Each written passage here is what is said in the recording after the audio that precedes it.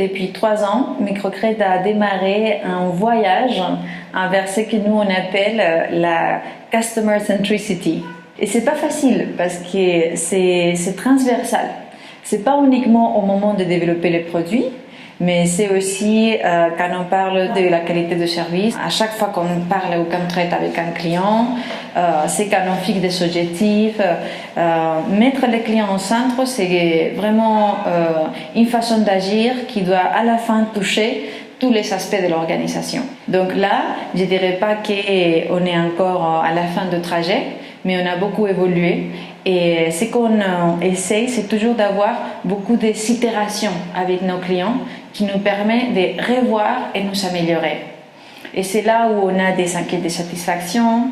On a par exemple des focus group qui nous permet de discuter en détail avec nos clients, savoir est-ce que certains produits les arrangent bien, quels sont les aspects qui encore ils considèrent on devrait changer.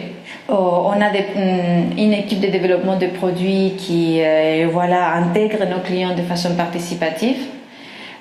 Disons que la clé pour nous, c'est d'ouvrir un dialogue avec nos clients et d'en profiter de ce dialogue pour améliorer l'ensemble. Un autre aspect, par exemple, qui contribue à éviter le surendettement et que si vous voulez se mettre en lien avec les principes précédents d'adaptation des produits, c'est que selon la nature de projet, selon l'activité de notre client, les produits est adapté. De quelle façon, par exemple, les tableaux d'amortissement peut varier. Si c'est une activité commerciale qui a un flux continu tout au long de l'année, on lui propose un produit avec un amortissement mensuel. On a commencé à travailler avec les agriculteurs. Donc là, on lui propose un crédit qui sera remboursé in fine. Un autre exemple de comment on définit nos produits pour éviter le surendettement, je voudrais vous parler de notre crédit agricole. C'est un produit qu'on a lancé sous phase test récemment. Et comment on fait? On a développé toute une méthodologie qui permet de connaître en profondeur la filière où l'agriculteur agisse. Imaginons ces petits agriculteurs qui travaillent la filière tomate ou chou pommé. Donc on a vraiment fait une évaluation, discuté avec les différents acteurs de la filière pour bien connaître pour un hectare, par exemple, quel est le vrai besoin en termes d'engrais, des semences, des produits phytosanitaires. L'idée, c'est que quand les clients viennent chez nous et ils nous montrent, voilà, j'ai un petit terrain de 2 hectares, quel est son véritable besoin pour nous assurer qu'on ne lui accorde pas un montant qui dépasse ses besoins et qui va après, à la fin, finir par le surendettement de ses clients. Et vu que c'était une filière très spécifique et qu'on ne maîtrisait pas auparavant, on a fait un véritable travail de recherche qu'on doit en plus mettre à jour tous les 6 mois parce que les produits, les prix de marché, ça varie, ça change. Il faut qu'on soit toujours en ligne. C'est ainsi qu'on a lancé en janvier 2017 le pilote agricole. Donc, une équipe de développement s'est déplacée, s'est d'entretenir avec les acteurs de la filière. C'est ainsi qu'on a rencontré les fournisseurs des intrants, les maraîchers et les agents intermédiaires, communément appelés Bana-Bana. Ces derniers facilitent la commercialisation des récoltes. On a discuté avec ces différents acteurs afin de cerner le besoin de ces clients. Après ces discussions, on a tiré 2 conclusions très importantes pour le développement du produit. Il s'agit de la méthode d'analyse sur le fonctionnement du produit, surtout pour les modalités de remboursement. Donc, notre premier défi, c'est de pouvoir mettre en place une méthodologie d'analyse adaptée à ces clients. Sur cette base, on a essayé d'analyser toutes les spéculations qui se font au niveau de la zone des Niayes. On a fait une analyse de l'aubergine, des choux, toutes les cultures au niveau de la zone des Niayes. Sur un référentiel d'1 hectare, essayer de voir tous les intrants nécessaires pour cultiver 1 hectare d'oignons par exemple. Et sur ces données agronomiques et par rapport au prix du marché, on essaie de faire une estimation des recettes pour chaque spéculation par rapport à un hectare. Par exemple, pour l'oignon, on a essayé de voir les carburants, les intrants qu'on utilise, la main-d'œuvre et le cycle de la récolte. Pour exprimer les recettes attendues, on a essayé de voir le prix du marché le plus faible possible. Et selon ce prix, on a essayé d'apprécier les recettes attendues pour l'oignon. Et on a fait la même chose pour les autres types de spéculations, aubergines, piments, choux, carottes, navets, pratiquement toutes les spéculations qui se font au niveau de la zone des Niayes. Et on a confiné ces données au niveau d'un formulaire très accessible et facile à utiliser pour nos chefs agricoles. On a essayé de voir aussi la rentabilité de la campagne du maraîcher. En plus, le modèle prend en compte les charges familiales et les charges financières. Est-ce que le client a d'autres charges, d'autres engagements ailleurs? Donc, et on essaie de voir est-ce que la rentabilité dégagée par activité, ce client parvient à faire face d'abord à ses charges familiales et ses charges financières et pouvoir rembourser le prêt à terme. La durée du crédit est déterminée par le cycle du campagne, plus 2 mois qu'on ajoute pour permettre aux clients de commercialiser les récoltes. Le cycle de l'oignon, c'est de 3 mois. On va y ajouter 2 mois.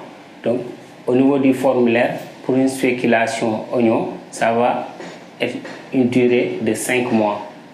Comme ça, le client peut effectuer correctement ses récoltes, commercialiser la récolte et rembourser son prêt. L'un des deuxièmes défis du produit, c'est les garanties. C'est que le monde rural, ils n'ont pas de garantie. Et s'ils ont des garanties, ils n'ont pas des actes administratifs. Donc, ce qui bloquait un peu le développement du produit.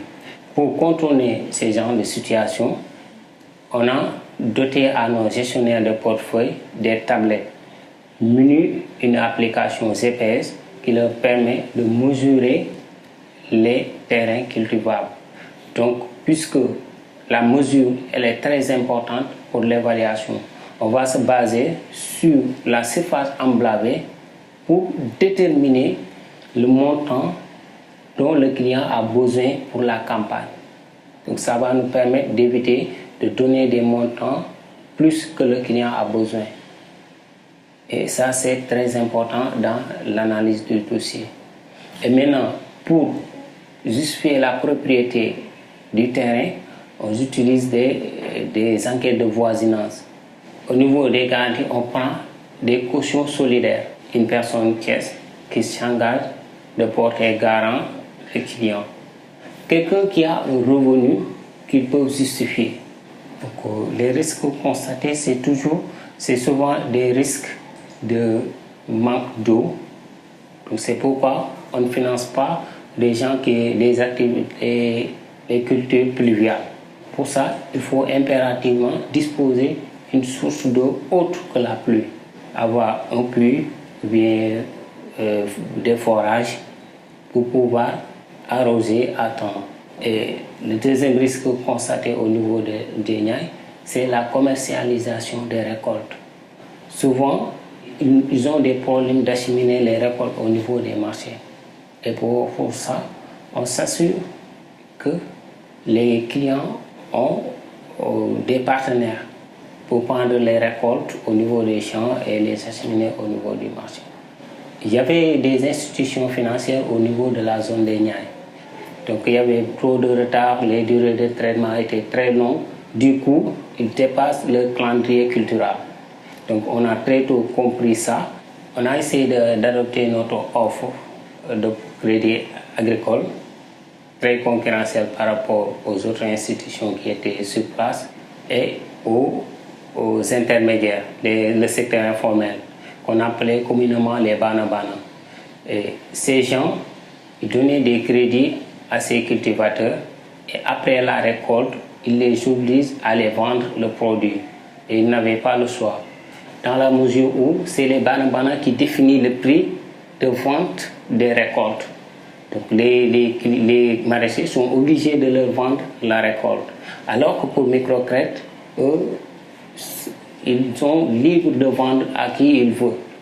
Donc, comparé à cette pression que leur mettent les Bana, pour eux, il est beaucoup plus préférable de choisir l'offre de microcrédit que de continuer à travailler avec les Bana. Donc, actuellement, le produit se commercialise dans 4 agences, avec un crédit moyen qui tourne autour de 800 et 900 000 francs CFA. On a pu financer plus de 397 maraîchers. La cible agricole est en général une cible non alphabétisée. Et pour accompagner le développement du produit, pour mieux faire savoir le produit aux clients, le service marketing a développé des flyers simples et explicatifs où ils peuvent voir les montants qu'il faut pour pouvoir bénéficier d'un crédit agricole et les critères d'éligibilité. Donc, le produit s'appelle Dolel Baykat en Wolof. Dolel Baykat veut dire accompagner les maraîchers. Et il y a une campagne radio, spot radio, suivie d'1 heure de temps d'antenne où on avait expliqué les spécifications du produit, les conditions d'accès. Ça a beaucoup aidé à booster le crédit agricole aussi.